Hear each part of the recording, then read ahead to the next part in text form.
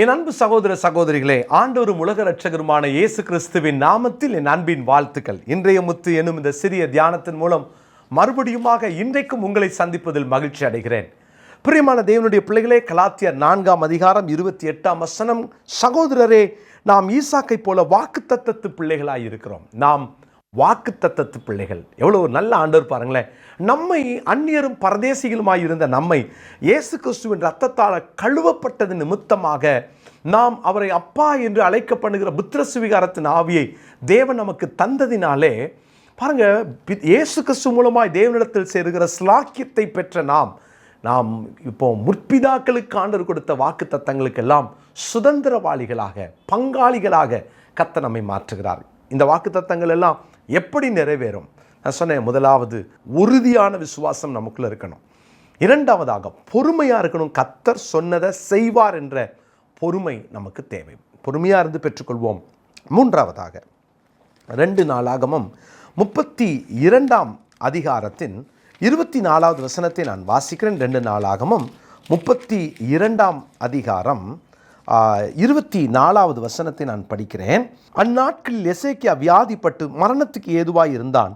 அவன் கர்த்தரை நோக்கி ஜெபம் பண்ணும்போது அவர் அவனுக்கு வாக்குத்தத்தம் பண்ணி அவனுக்கு ஒரு அற்புதத்தை கட்டளையிட்டார். அப்போ கர்த்தரை நோக்கி அவன் ஜெபம் பண்ணினான். வாக்குத்தத்தத்தை ஆண்டவர் கொடுத்து அவனுக்கு அற்புதத்தை செய்கிறார். அப்போ இதில் ரொம்ப அற்புதமான காரியம் என்னென்னா, ஆண்டவர் நமக்கு வாக்குத்தத்தங்களை கொடுக்கும்போதும் பெற்ற பின்பும் நம்மக்கிட்ட ஜெபம் ரொம்ப அவசியம். இந்த வசனத்தையே இன்னைக்கு நம்ம மனப்பாட வசனமாக வைத்துக்கொள்வோம். அதை இப்படி பண்ணிங்க. அவன் கர்த்தரை நோக்கி ஜெபம் பண்ணும்போது அவர் அவனுக்கு வாக்குத்தத்தம் பண்ணி அவனுக்கு ஒரு அற்புதத்தை கட்டளையிட்டார். இந்த வசனத்தை இப்படி படிப்போம். 2 நாளாகமம் 32:24 அவன் கர்த்தரை நோக்கி ஜெபம் பண்ணும்போது அவர் அவனுக்கு வாக்குத்தத்தம் பண்ணி அவனுக்கு ஒரு அற்புதத்தை கட்டளையிட்டார். ஆமென். நமக்கும் ஆண்டவர் ஒரு அற்புதத்தை செய்வார், வாக்குத்தத்தத்தை தருவார். வாக்குத்தத்தம் நிறைவேறணுமா? ஜெபம் அவசியம். கர்த்தர் என்ன வாக்குத்தத்தம் கொடுத்தாலும் இந்த வாக்குத்தத்தத்துக்காக நன்றி என்று சொல்லி ஜெபம் பண்ணுங்க. ரெண்டாவது, ஆனால் இந்த வாக்குத்தத்தம் என் வாழ்க்கையில் நிறைவேற போகிறதுக்காக நன்றின்னு சொல்லுங்க.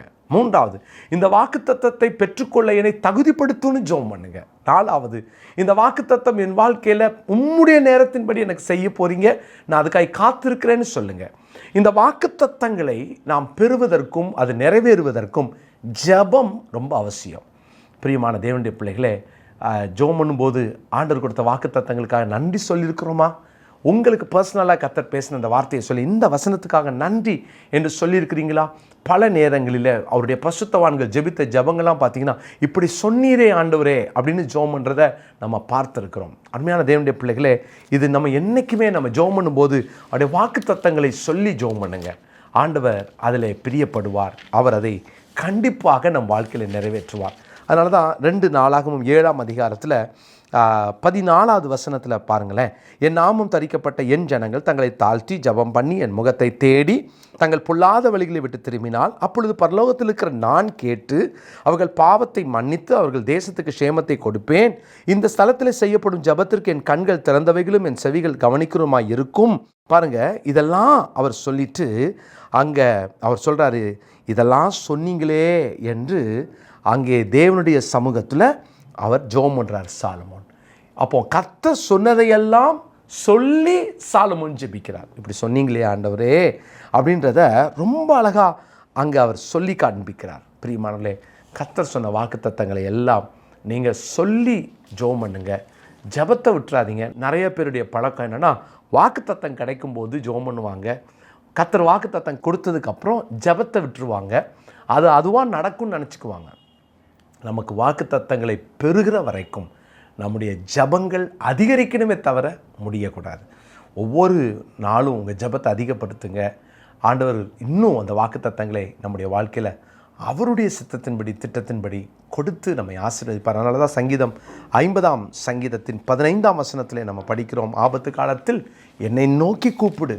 அவர் சொல்கிறார், என்னை நோக்கி கூப்பிடு, என்ன செய்வேன்? நான் உன்னை விடுவிப்பேன், நீ என்னை மகிமைப்படுத்துவாய். கர்த்தருடைய பிள்ளைகளே, அந்த வாக்குத்தத்தங்கள் எல்லாம் சொல்லி ஜெபம் பண்ணுங்க. ஜெபத்தில் தான் நம்முடைய வாக்குத்தத்தங்கள் நிறைவேறும். இப்படி சொன்னீரேன்னு சொல்லி ஜெபம் பண்ணுங்க. கர்த்தர் நிச்சயமாய் நமக்கு அந்த வாக்குத்தத்தங்களை நிறைவேற்றுவார். ஜெபத்தை குறைச்சிடாதீங்க, ஜபத்தை அதிகப்படுத்துங்க. ஒவ்வொரு நாளும் காலையில் 5:30 6:30 நம்ம கூடி ஜூமில் ஜோம் பண்ணிகிட்ருக்குறோம் தேசத்துக்காக.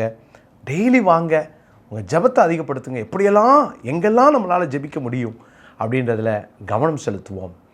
ஜபம் தேவன் கொடுத்த வாக்குத்தத்தங்களை பூரணமாய் பரிபூரணமாய் அழகாய் அவர் நிறைவேற்றுவதை காண உதவியாக இருக்கும். ஜோமெல்லாம் நல்ல தகப்பனே, வாக்குத்தத்தங்களை நாங்கள் பெற்று பல நேரங்களிலே அது நிறைவேறலைன்னு உடனே ஜபத்தை விட்டுறோம். ஆனால் வாக்குத்தத்தங்கள் எங்கள் வாழ்க்கையில் நிறைவேறுவதற்கு முன்பாக ஜபத்தை நிறுத்திடுறோம். சில நேரம் வாக்குத்தத்தம் வந்த உடனே நாங்கள் ஜெபம் பண்ணுறதையும் நிறுத்திடுறோம். எங்கள் வாழ்க்கையில் ஜபக்குறைவே வரக்கூடாதுப்பா.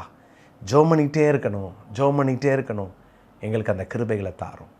ஜபத்தை அதிகப்படுத்த உதவி செய்யும். நாங்கள் இன்னும் நிறைய ஜெபம் பண்ண எங்களை நாங்கள் ஒப்புக் கொடுக்குறோம். உங்கள் நாமம் மாத்திரம் மகிமைப்படுவதாக.